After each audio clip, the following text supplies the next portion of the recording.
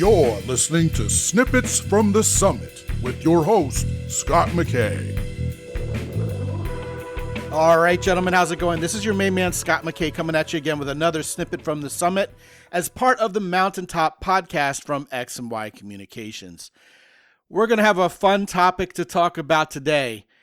Have you ever found yourself being able to talk to someone, have pretty regular conversations with them, and then suddenly crickets? They avoid you. They don't want to talk to you. Something is up. You have no idea what it is. And yet, boom, this is what's going on. Well, I'm not sure I've ever heard anybody talk about this before. So that's exactly the kind of thing we love to cover here in these Brief Tuesday podcasts. So let's get after it. All right. So you have someone and you've talked to them in the past, had friendly, cordial conversations with. Maybe it's even a woman who you've had kind of flirtatious conversation with. And then suddenly this person's avoiding you, or you just don't see them anymore. Or anytime you do see them, there's not a conversation happening. Well, first of all, there are the basic head checks. I don't think any of you guys are going to be guilty of this, but if you're an emotional vampire and you just suck the energy out of people after a couple, 3 times of talking to you, they will start avoiding you. If you're needy, if you're, in any way, shape, or form needy, if you want something from them all the time, or you're trying to be a little manipulative, or you just sound like you really need a friend or a shoulder to cry on, and it's just too much too often, people will start avoiding you. If you're very selfish and the conversation's always about you and you don't ever ask them about them, they'll soon tire of talking to you as well.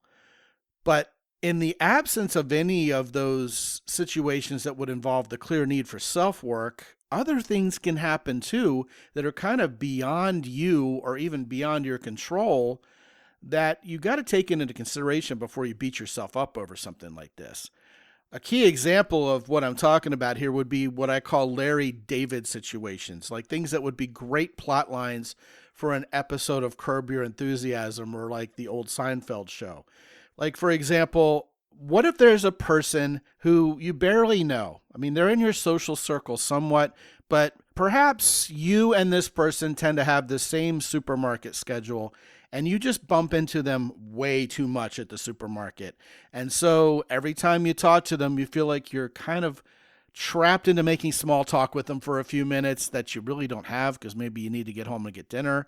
And perhaps this person is happy to bend your ear, but you end up talking to them about nothing for 3 minutes, and it's the 3rd time this week. So, I don't think you should beat yourself up too much if you start maybe pushing your cart in the opposite direction as soon as you see them out of the corner of your eye the next time you're at that supermarket. And here's the thing.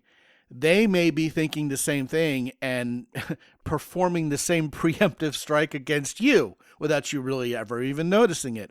All you notice is, man, I just don't see that guy at the grocery store anymore. They may be the one pushing their cart in the opposite direction. This isn't about you. It's just too much conversation too often with someone you talk to, obviously, much less often under normal circumstances. There are also people who don't know the logical endpoint to a conversation. The best way I know how to describe this is if you've ever been on the phone with someone and both of you say, all right, okay, at the same time, knowing that's the end of the conversation. That's because you both correctly sensed, because you have social skill, both of you, that was the end of the conversation. Some people don't know when you're trying to leave a conversation. Well, it was really nice seeing you. Hope to see you again. Oh, yeah, it really is. And on that note, here's something else. And you're trying desperately to leave the conversation. Those kind of situations will cause people to push their shopping cart in the other way as well, either figuratively or literally, if you get caught into those situations. Another situation is maybe there's a history of you two having a good conversation together, either occasionally or often, but then there's that one awkward or unexpected interaction. And there may be a subtlety to it. It may be that someone used the wrong word and it kind of triggered the other person in some way, or they didn't seem quite as glad to see you, or something was just awry, something was just off. And then the next thing you know, for that little subtle, maybe even subconscious reason, the two of you start avoiding each other, or one or the other of you starts avoiding the other one. That can happen. The other example of what could be going on is perhaps there's a third-party rumor or destructive gossip about you. And the sad truth in life is people often believe such third-party gossip. And even if this person is jealous or trying to get at you for some reason and keep you from this other person, a lot of times people will fall for it, especially if they haven't the life experience just yet to realize when this is going on. It's frustrating because, you probably don't deserve being shunned and ignored, but someone else has crept in there and whispered something in that other person's ear that makes them want to avoid you from now on. This can especially happen with women because, other guys are jealous of you talking to her, and women are also security-seeking creatures. So if someone says something negative about you, suddenly they'll feel less safe even thinking about you, let alone talking to you. And then, that translates to exactly the problem we're talking about. Even other women can get jealous towards their friends and say something bad about you because they'd rather you talk to them. It's a tangled social web, isn't it? Speaking of jealousy, the last example I'm going to give before we close is what I call jealous boyfriend alert. Maybe you talk to a woman, you're social, she's okay, you're okay, you have a good old time talking about nothing. It isn't particularly flirtatious. There's certainly nothing sexual going on, whether you'd like it to be going in that direction or not. But boom, she gets a jealous boyfriend. He kind of gets her under his control and tells her you're not to talk to any other men, etc., etc. He may be the kind of guy who checks her phone. Who knows? But all you know is suddenly she doesn't want to talk to you anymore. Now, the key examples I gave today all have something in common. They're really not about you being a bad guy or an unattractive guy. This is just how social situations work. How do you fix it? Well, if you would like there to be more interaction between you and this person to the level there used to be, call out the problem. Say, hey, I noticed maybe you've been avoiding me, or it seems like there's something awkward, or there's a wedge between us. Call it out and then listen. Let the person say what's on their mind. They may go, oh, nothing, I have no problem.